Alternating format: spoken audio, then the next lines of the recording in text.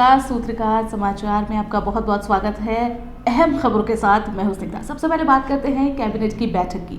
मुख्यमंत्री हेमंत सोरेन की अध्यक्षता में बुधवार को कैबिनेट की बैठक आयोजित की गई, जिसमें कुल 29 प्रस्तावों पर मुहर लगी।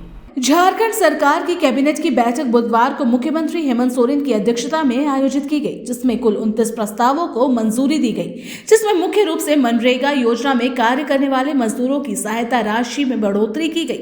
मनरेगा मजदूरों को मिलने वाली सुविधाओं में भी इजाफा किया गया। झारखंड उत्पाद अधिनियम 1915 में संशोधन होगा। इसके अलावा झारखंड नगर पालिका अधिनियम विषय 11 में संशोधन की स्वीकृति मिली। इसके अलावा कई अन्य प्रस्तावों पर भी मुहर लगी। इधर राज्य के मुख्यमंत्री हेमंत सोरेन अवैध खनन की ढुलाई को लेकर एक्शन में नजर आ रहे हैं। उन्होंने राज्य से अवैध खनन की ढुलाई को समाप्त करने का संकल्प लिया है। राज्य में मुख्यमंत्री हेमंत सोरेन ने अवैध खनिज की ढुलाई को लेकर उच्च स्तरीय समिति गठित करने का निर्णय लिया है। साथ ही रेलवे की भूमिका की जांच करने के लिए मुख्यमंत्री ने पत्र लिखकर इसकी सूचना केंद्र रेल मंत्री अश्विनी वैष्णव को दी।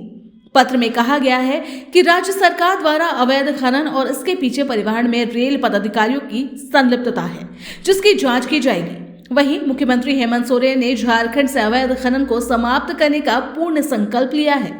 राज्य के उपायुक्त राहुल कुमार सिन्हा सिल्ली पहुंचे, जहां उन्होंने सिल्ली में चल रहे सरकारी योजनाओं का निरीक्षण किया। राज्य के उपायुक्त राहुल कुमार सिन्हा बुधवार को सिल्ली पहुंचे। उन्होंने सिल्ली में चल रहे कई सरकारी योजनाओं के साथ साथ सिल्ली स्टेडियम में राजकीय मानभूम छौ नृत्य कला केंद्र का भी निरीक्षण किया। साथ ही प्रशिक्षक सुनील कुमार सिंह से कला केंद्र की जानकारी ली। इस दौरान छौ नृत्य के कलाकारों ने भी डीसी के समक्ष नृत्य की प्रस्तुति दी। वहीं खिलाड़ियों से मिले उपायुक्त राहुल कुमार ने सिल्ली स्टेडियम में बिरसा मुंडा तीर अंदाजी केंद्र के तीरंदाजों, खेल इंडिया के खिलाड़ी और वुशु खिलाड़ियों से भी मुलाकात की। इस मौके पर बीडीओ पावन आशीष लकड़ा, सीओ धर्मेंद्र दुबे समेत काफी संख्या में खिलाड़ी मौजूद रहे। आज यहाँ के जितने भी मेजर बच्चे हैं अलग अलग कॉम्पिटिशन से, चाहे वो स्टेट लेवल का हो, नेशनल लेवल का हो या इंटरनेशनल लेवल का हो, विभिन्न कॉम्पिटिशन से बच्चे सक्सेस प्राप्त कर रहे हैं। मेरी शुभकामनाएं रहेंगी सभी बच्चों के साथ कि वो और दिन दूनी रात चौगुनी तरक्की करें और इस प्रखंड का, इस जिले का, इस राज्य का नाम रोशन करें। वहीं सुषमा बड़ाई गोलीकांड में नया मोड़ आया है। रांची के अरगोड़ा थाने में लगभग 6 लोगों के खिलाफ प्राथमिकी दर्ज की गई है। सुषमा बड़ाई गोलीकांड में नया मोड़ आया है। रांची के अरगोड़ा थाने में लगभग 6 लोगों के खिलाफ प्राथमिकी दर्ज की गई है। सुषमा बड़ाई के परिजनों के द्वारा दर्ज की गई एफआईआर में पूर्व आईपीएस पीएस नटराजन, दानिश रिजवान, नाजीर, सुनील बादल, नीरज सिन्हा और अजय कश्यप का नाम शामिल है।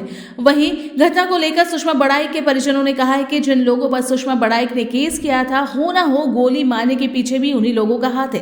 बीते 13 दिसंबर को अपराधियों ने इस घटना को तब अंजाम दिया था जब एक केस के सिलसिले में अपने बॉडीगार्ड के साथ सुषमा हाईकोर्ट जा रही थी, जहां सुषमा बड़ाई से जुड़े एक मामले में सुनवाई होनी थी।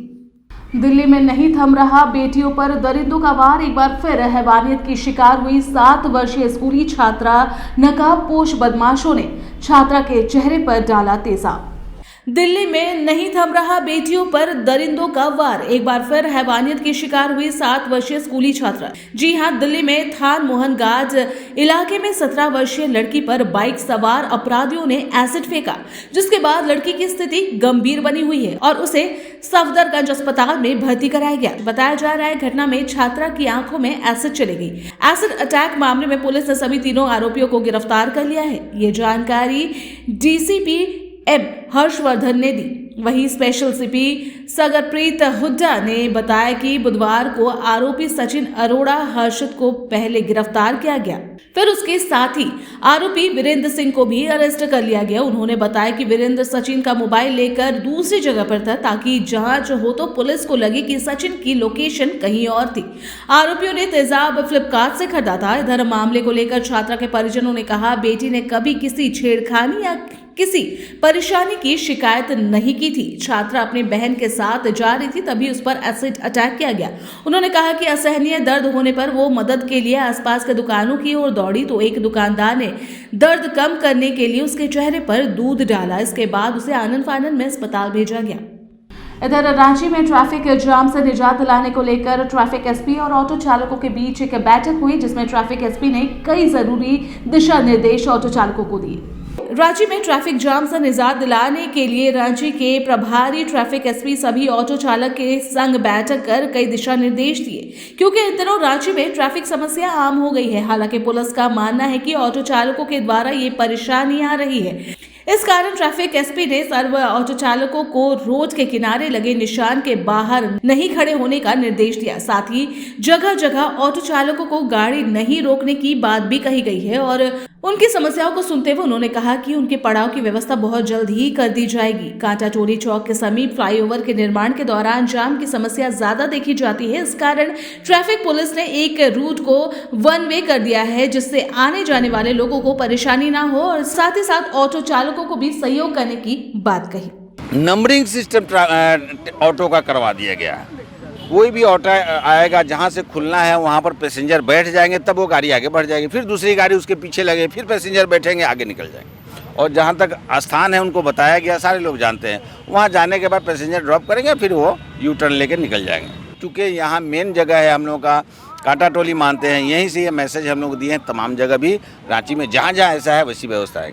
प्रेशर जो है, इतना संख्या जो बढ़ा हुआ है ऑटो का, इसमें जो है सो जाम का स्थिति को कम करने का है। तो हमारे सब बुलेटिन में इतना ही। बने रहिए सूत्रकार के साथ। नमस्कार।